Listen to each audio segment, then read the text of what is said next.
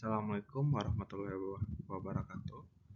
Perkenalkan, nama saya Muhammad Rifdi Fadila dengan NIM 2210802031. Nah, kali ini saya akan membahas materi tentang ISO 56001 Recruitment.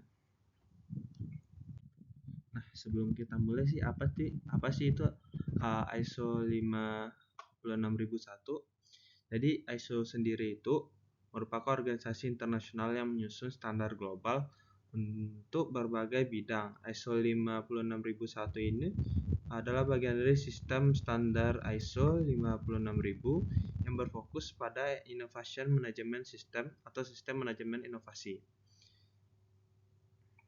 Jadi ISO 56001 ini bukan sekadar panduan atau teori, tapi merupakan kerangka kerja yang sistematis untuk membantu organisasi untuk menciptakan nilai secara berkelanjutan dan inovasi.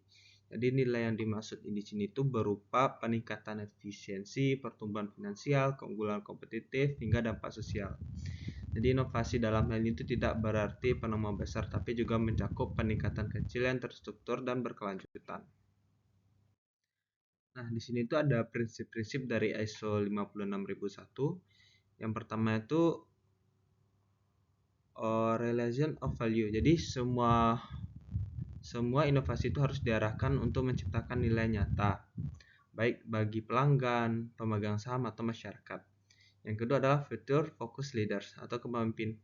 Jadi future focus leaders ini adalah kepemimpinan inovatif, harus visioner, jadi berani mengambil risiko dan juga punya pandangan jangka panjang.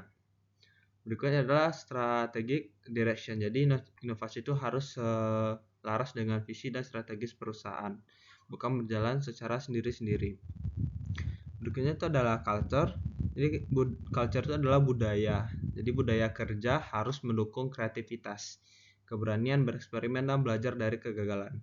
Terus ada exploiting insight. Jadi itu organisasi perlu memanfaatkan data, wawasan pelanggan, dan juga tren untuk merancang inovasi yang relevan.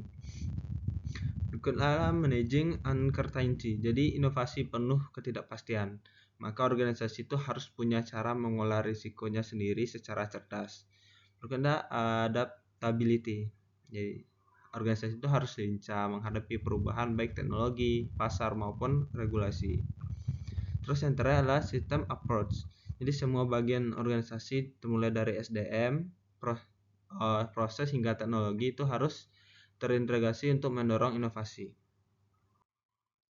Nah, kan kita udah bahas ISO 56001. Nah, sekarang tuh apa sih itu sistem manajemen inovasi gitu. Jadi sistem manajemen inovasi itu atau Innovation Management System adalah sekumpulan elemen saling berinteraksi. Jadi tujuannya itu untuk menciptakan, mengembangkan, dan juga menyebarluaskan inovasi organisasi. Nah, di ISO 56001 itu mengatur bagaimana organisasi itu harus mengidentifikasi peluang inovasi, mengembangkan ide, konsep, dan mengujinya, terus juga menerapkannya. Jadi inovasi dalam ini bukan sekadar inspirasi atau spontanitas, tetapi merupakan proses terencana yang dapat diulang dan diukur hasilnya.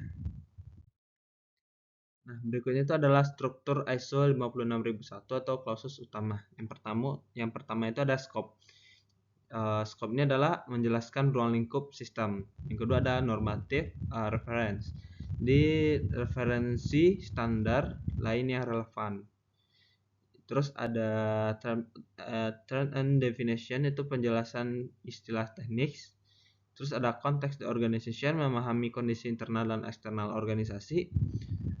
Leadership, komitmen leadership, yaitu komitmen dan peran pemimpin. Terus juga ada planning, dukungan sumber daya, informasi, dan kompetensi. Terus ada operation. Jadi operation itu adalah pelaksanaan proses inovasinya. Terus ada performance evaluation, pengukuran dan evaluasi kinerja. Yang terakhir ada improvement, jadi tindakan korektif dan perbaikan berkelanjutan. Nah, berikutnya tuh di dalam ISO itu ada siklus bernama PDAC atau Plan, Do, Check, and Act. Jadi plan di sini itu rencana atau tujuan proses inovasi. Terus ada Do, yaitu laksanakan rencana tersebut gitu. Terus ada Check, itu evaluasi dan ukur hasil. terus itu ambil tindakan untuk perbaikan dan pengembangan berkelanjutan. Jadi dengan PDCA ini tuh inovasi itu bukan hanya jadi slogan, tetapi juga proses nyata yang bisa dikembangkan terus-menerus. Jadi dapat disimpulkan jadi ISO 56001 ini tuh bukan hanya untuk perusahaan besar. Jadi semua organisasi termasuk lembaga pendidikan, startup, hingga instansi pemerintah bisa menerapkan sistem ini agar mampu berinovasi secara sistematis dan berkelanjutan. Mungkin cukup sekian. Terima kasih. Assalamualaikum warahmatullahi wabarakatuh.